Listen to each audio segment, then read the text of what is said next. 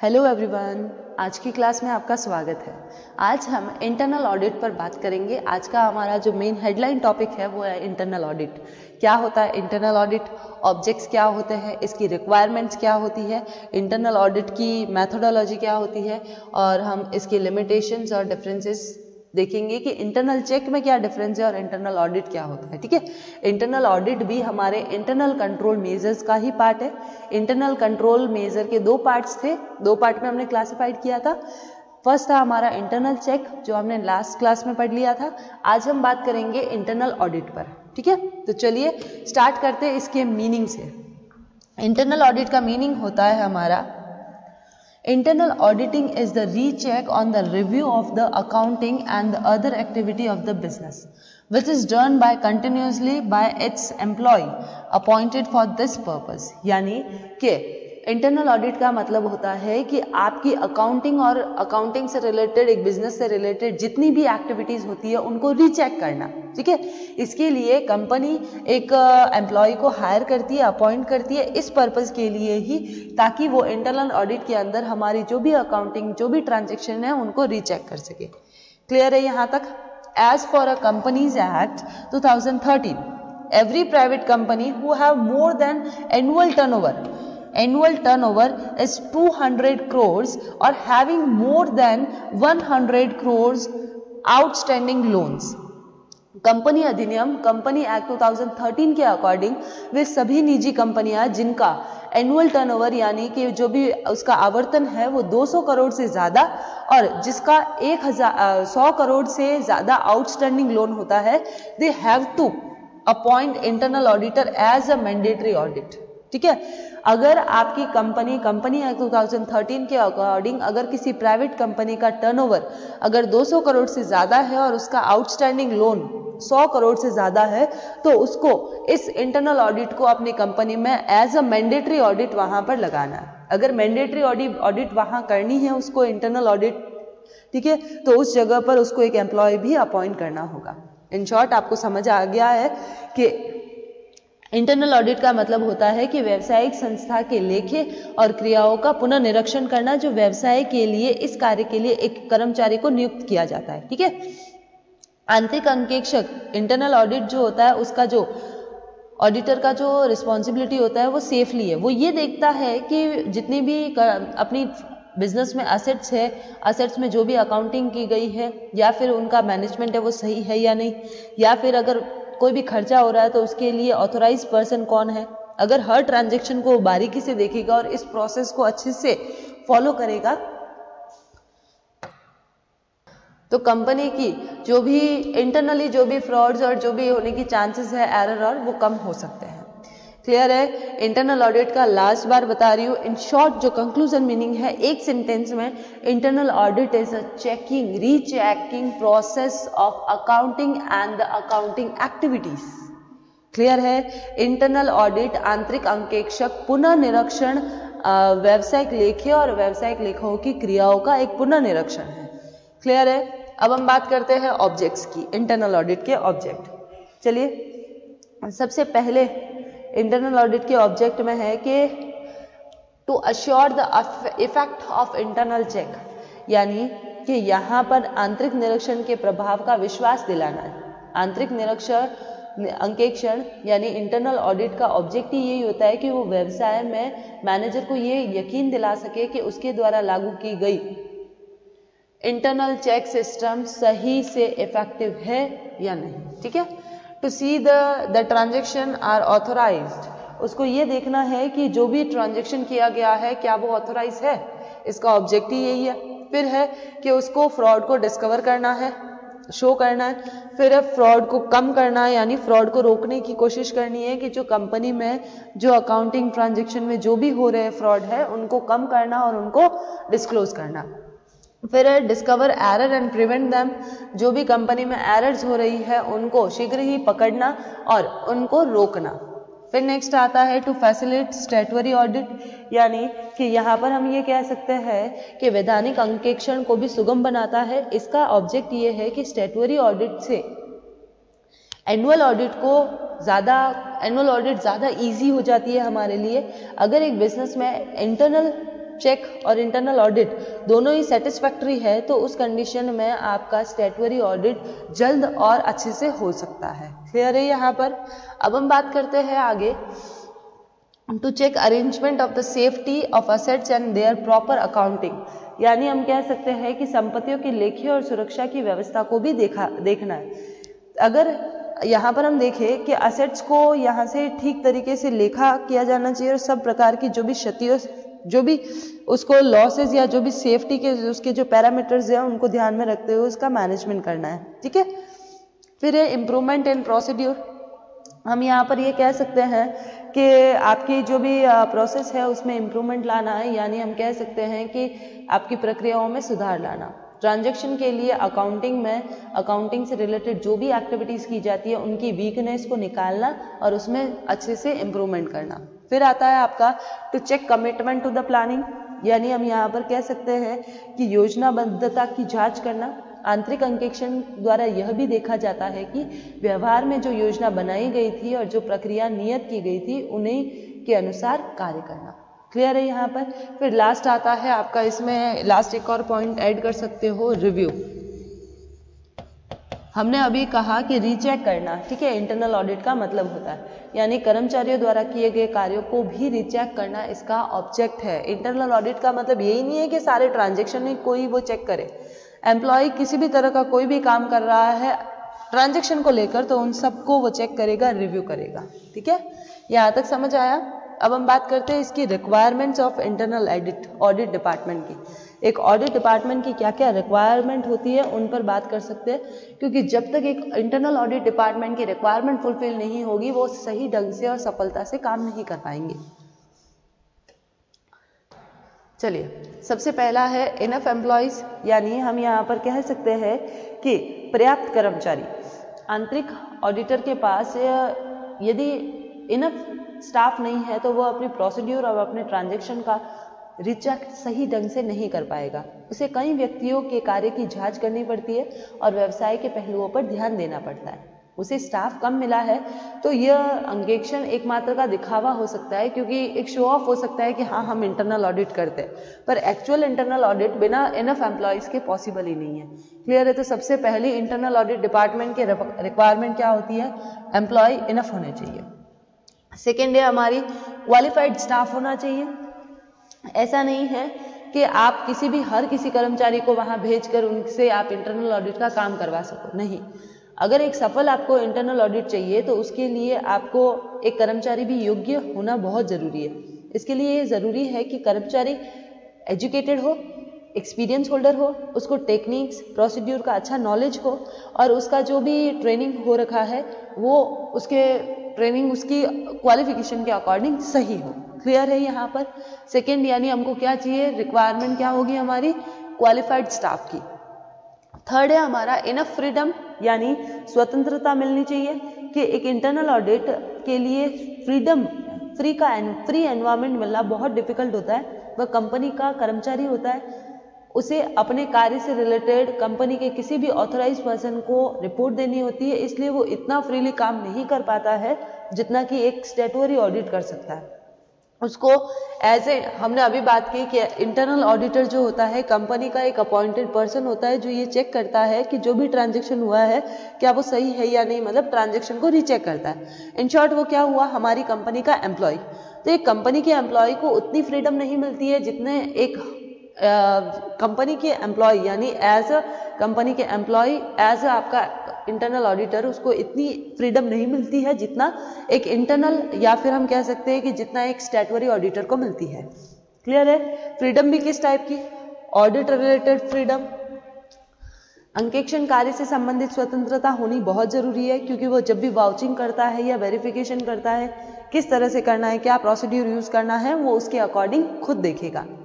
फिर है report related, यानी कि रिपोर्ट के संबंध में किसी भी छोटे अधिकारी को रिपोर्ट देनी होती है तो उस छोटे अधिकारी से ऊपर सभी अधिकारी को उस अंकेक्षक के अधिकारियों को रिपोर्ट देनी होगी, यानी कि इससे एक तरीके से उसकी फ्रीडम हट रही है। फिर regard to division of duty, कर्तव्य विभाजन के संबंधित आंतरिक अंकेक्षक के कर्मचारी उसके अधीन कार्य करे, उन्हें कार्य व्यवसाय के अन्य व्यवहारों के संबंध में भी किसी के द्वारा कार्य नहीं दिया जाए, यानी कि ड्यूटी डिवीजन में डाल देंगे तो इंटरनल ऑडिटर का क्या मीन? फिर इंटरनल ऑडिट के कार्य को ही अगर विभाजित कर दिया जाए, कर्तव्य को विभाजित कर दिया जाए, तो फिर हर कोई एम्प्लॉय इंटरनल ऑडिटर बन सकता है। तो यहाँ पर इंटरनल ऑडिटर जो होता है उसके कार्यों का कभी भी विभाजन नहीं होता है। अगर विभाजन कर दिया जाता है तो इंटरनल ऑडिटर की क्वालिफिकेशन और एक नॉर्मल एम्प्लॉय की क्वालिफिकेशन और नॉर्मल एम्प्लॉय और इंटरनल ऑडिटर का जो एक्सपीरियंस है वो यहाँ पर कहीं काम नहीं आएगा। क्लियर है? और इंटरनल ऑडिटर उतने अच्छे से काम नहीं कर पाएगा। तो एक इंटरनल ऑडिटर जो डिपार्टमेंट होता है, ऑडिट डिपार्टमेंट, उसकी ये रिक्वायरमेंट्स थी, ठीक है, जिस पर 3 रिक्वायरमेंट्स थी मेजर, जिस पर हमने बात की। सबसे पहली थी इनफ एम्प्लॉयज, ठीक है, सेकेंड थी हमारी क्वालिफाइड स्टाफ, थर्ड थी हमारी इनफ फ्रीडम मिलनी चाहिए। अब हम आगे मोस्ट इंपॉर्टेंट टॉपिक पर बात करते हैं, इंटरनल ऑडिट मैथोडोलॉजी।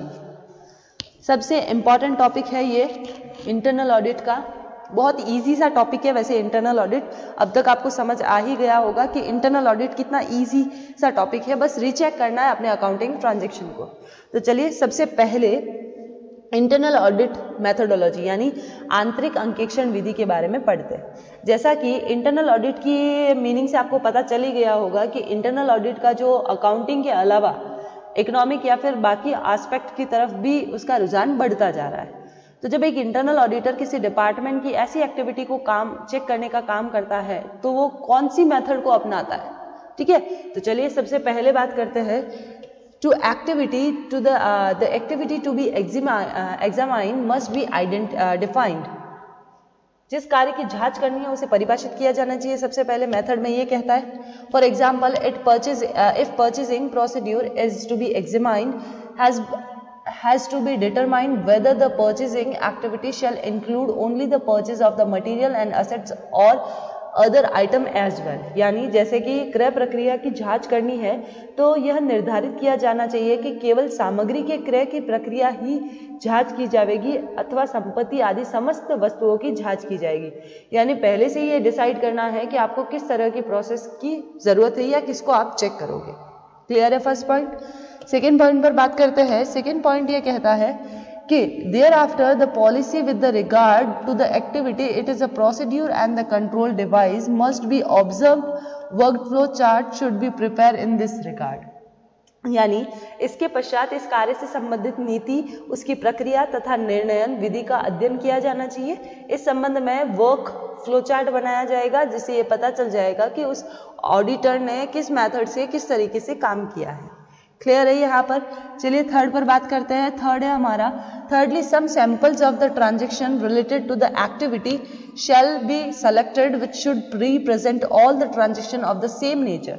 यानी इसका जो थर्ड स्टेप है वो ये कहता है कि उस कार्य से संबंधित व्यवहारों के कुछ सैंपल्स ले लेने चाहिए। यह सैंपल्स जो होते हैं वो उन बाकी सैंपल्स को रिप्रेजेंट करते हैं। Then the fourth step would be subjected to the selected samples to be a complete and the exhaustive test। यानी नमूने के व्यवहार की आरंभ से अंत तक संपूर्ण जांच की जानी चाहिए। इस जांच में प्रपत्र और प्रमाणकों की यानी वाउचर्स की हम क्या करते हैं, चेक करते हैं और कर्मचारी तथा बाहर के लोगों की साक्षरता और उसकी साहित्य का संदर्भ प्राप्त करना सम्मिलित है। In this testing shall include the checking of the document and the voucher, briefing from the employees and the concerned outsider, reference to the relevant manuals। यानी मैनुअल्स का रेफरेंस हम यहाँ ले सकते हैं। क्लियर है यहाँ तक 4 स्टेप कि एक इंटरनल ऑडिट जब भी की जाती है तो उसकी मेथड क्या रहती है, ठीक है। फिफ्थ स्टेप देखिएगा। फिफ्थ इज द इम्पॉर्टेंट क्योंकि ये हमारे एरर को एग्जामाइन करता है। सबसे पहला फिफ्थ हमारा है कि important error of the examine work must be segregate from the trifling and the reason thereof person responsible for them and their ill effect must be discovered। यानी कि जांच किए गए कार्यों की महत्वपूर्ण त्रुटियों को साधारण त्रुटियों से अलग कर देना चाहिए। इसके कारण इनके लिए उत्तरदायी व्यक्ति या इनके दुष्प्रभाव का पता लगाना चाहिए। क्लियर है यहाँ पर। फिर देखिए सिक्स्थ है हमारा last, the auditor must be present to the report on his work which should be not extensive since busy as the management is there would not be enough time at other disposal to go through a long report, but the report should be so brief that there are be difficult in constructing and it. The report must suggest ways to remove the flaws and loopholes limitations. यानी हम यहाँ कह सकते हैं कि अगर last में हमें क्या करना है, अपनी जांच के संबंध में प्रबंधकों को रिपोर्ट देनी है. रिपोर्ट इतनी बड़ी भी नहीं होनी चाहिए क्योंकि हमारे मैनेजर जो होते हैं उनको इतना टाइम नहीं होता है कि वो हमारी रिपोर्ट को इतनी बड़ी पढ़ सके. इसलिए रिपोर्ट कैसी होनी चाहिए, ब्रीफ होनी चाहिए, ठीक है. और इतना भी ब्रीफ नहीं होना चाहिए कि मैनेजर उसका कंक्लूजन भी निकाल नहीं पाए. रिपोर्ट में जितनी भी एरर है उनको दूर करने का जो भी सजेशन है वो वहां लिखा हुआ मिलना चाहिए. तो ये था हमारा इंटरनल ऑडिट का मैथोडोलॉजी कि हम इंटरनल ऑडिट को जब करते हैं तो क्या प्रोसेस यूज करते हैं, कैसे इस प्रक्रिया को हम, किस तरह से विधि को हम एग्जीक्यूट करते हैं. क्लियर है यहाँ पर. अब हम देखते हैं limitation of internal audit. Limitations क्या क्या है. सबसे पहली लिमिटेशन है आपकी लिमिटेड एबिलिटी होती है इंटरनल ऑडिटर में, यानी हम यहाँ कह सकते हैं कि क्योंकि वो व्यवसाय का ही कर्मचारी होता है. सेकंड होता है लैक ऑफ द इंडिपेंडेंस, यानी हम कह सकते हैं यहाँ पर कि स्वतंत्रता की कमी होती है. फिर use of employ in the miscellaneous jobs, यानी कर्मचारियों का जो भी विधिक कार्यों में उपयोग, यानी उसको बाकी के कार्यों से निकालकर आप इंटरनल ऑडिट जैसे काम में डाल रहे हो तो ये भी एक एम्प्लॉय के लिए तो मिसलेनियस जॉब ही है. फिर है फ्रेटर्निटी, यानी कि भाईचारा और लिहाज. इंटरनल ऑडिट में जो भी कर्मचारी काम पर लगा हुआ है वो अपने जो साथ जो कलीग्स काम करते हैं या भाईचारा जो है उससे वो फ्री नहीं हो सकते. फिर है प्रोड्यूजियस, यानी पूर्वाग्रह. इंटरनल ऑडिट में लगे हुए कर्मचारी अन्य कर्मचारी के बारे में पहले से ही सुनाई जो पर्सनल इंफॉर्मेशन होती है और वो उनसे लिप्त होते हैं, इसलिए वो अच्छे से काम नहीं कर पाते हैं. क्लियर है यहाँ पर ये पांचों लिमिटेशंस. अब हमारा देखिए लिमिटेशन एक बार वापस बोलती हूँ. लिमिटेड लायबिलिटी होती है, लैक ऑफ इंडिपेंडेंस स्वतंत्रता की कमी होती है, use of employ in miscellaneous job बाकी की बकवास जॉब्स में उनको लगा दिया जाता है जिनको वो अच्छे से नहीं कर पाते और जो अच्छे से कर पाते हैं वो इस इंटरनल ऑडिट की वजह से उनके पास से वो छूट जाते हैं. फिर फ्रेटर्निटी यानी भाईचारा यहाँ पर काम नहीं आएगा जो कि इंटरनल ऑडिट में यूजुअली लिया जाता है. फिर प्रोड्यूजियस यानी पूर्वाग्रह से ग्रसित होते हैं कि जो जिस लोग के बारे में इंटरनल ऑडिटर्स को बताया जाता है या उसने पर्सनली सुना है तो वो उसके बारे में वैसी ही धारणा बनाता है. क्लियर है यहाँ पर. फिर लास्ट आता है हमारा डिफरेंस. अभी हमने बात की थी कि डिफरेंस बताएंगे इंटरनल चेक में और इंटरनल ऑडिट में. डिफरेंस इन बेसिस पर होता है. कैसे है देखिए चलिए. सबसे पहला डिफरेंस आता है nature of jobs. Internal check का नेचर क्या है कि वो एक ट्रांजैक्शन लिखने की एक प्रोसेस है जबकि इंटरनल ऑडिट चेक करने की प्रोसेस है. क्लियर है. टाइम ऑफ एग्जामिनेशन यानी जांच का समय. सबसे पहला कि जब ट्रांजैक्शन होता है इंटरनल चेक में तो तभी वो एग्जामिनेशन हो जाता है, जबकि इंटरनल ऑडिट में ट्रांजैक्शन होने के बाद वो होगा. क्लियर है. डिस्क्लोजर ऑफ फ्रॉड, यानी कि जब वो फ्रॉड हो रहा है तभी इंटरनल चेक में तो पता चल जाएगा जबकि इंटरनल ऑडिट में बाद में पता चलता है जब इंटरनल ऑडिट खत्म हो जाती है. फिर है टेस्ट ऑफ इफेक्टिवनेस, यानी हम यहाँ पर कह सकते हैं कि एक जो भी टेस्ट होता है यानी इंटरनल चेक ये यकीन दिलाता है कि उसके द्वारा जो भी अकाउंटिंग प्रोसेस है वो इफेक्टिव है या नहीं, जबकि इंटरनल ऑडिट ये विश्वास दिलाता है कि इंटरनल चेक और इंटरनल जो भी हमारी अकाउंटिंग प्रोसेस है वो सही ही है. क्लियर है. फिर operative function and advisory function, उपदेशक और प्रायोजक क्रिया. इंटरनल ऑडिट जो है वो है आपकी एडवाइजरी और आपकी जो इंटरनल चेक है वो है आपकी ऑपरेटिंग. ये जो चेक प्रोसेस है वो और ये हमारी ऑडिट वाली प्रोसेस है इंटरनल. ठीक है. फिर आती है चेकिंग एंड रिव्यूज. चेकिंग और रिव्यूज कैसे कि निरीक्षण और पुनः निरीक्षण. चेकिंग किसमें किया जाता है? इंटरनल चेक में, जबकि रिव्यू अभी बताया review of accounting transaction and relating to the transaction activities. ये हो गया अपना इंटरनल ऑडिट. ठीक है. देन उसके बाद लास्ट पर्सन इन्वॉल्व, कि इसमें कौन कौन से पर्सन इन्वॉल्व होते हैं कि इंटरनल चेक में जो भी काम करता है वो इंटरनल चेक से रिलेटेड जो भी अपना डिटेल्स होता है, जैसे हम कह सकते हैं कि वो लोग होते हैं जिनको हम बाहर से हायर करते हैं, जबकि इंटरनल ऑडिट में हम इंटरनली जो कंपनी में जो मेंबर्स होते हैं या एम्प्लॉयज होते हैं उन्हीं को हायर करके अपना काम करवाते हैं और वही हमारे इंटरनल ऑडिटर्स होते हैं. क्लियर है यहाँ तक? तो ये हमारे 7 बेसिस थे जिनके बेस पर हम इंटरनल चेक को और इंटरनल ऑडिट को डिफरेंशिएट कर सकते हैं। तो आज का हमारा जो इंटरनल ऑडिट का जो टॉपिक था वो यही खत्म होता है। देखिए क्या पढ़ा था इंटरनल ऑडिट में। सबसे पहले हमने मीनिंग देखा था, फिर ऑब्जेक्ट्स देख लिए थे, उसके बाद रिक्वायरमेंट क्या क्या होती है इंटरनल ऑडिट डिपार्टमेंट की, उसके बाद इंटरनल ऑडिट की विधि क्या होती है, फिर हमने देखा था इसके लिमिटेशंस, और अभी लास्ट देखा है हमने डिफरेंस इंटरनल चेक में और इंटरनल ऑडिट में। तो आज का टॉपिक हमारा यही खत्म होता है, आज की क्लास भी यही खत्म होती है हमारी। नेक्स्ट क्लास में हम नया टॉपिक स्टार्ट करेंगे। आज की क्लास के लिए थैंक यू।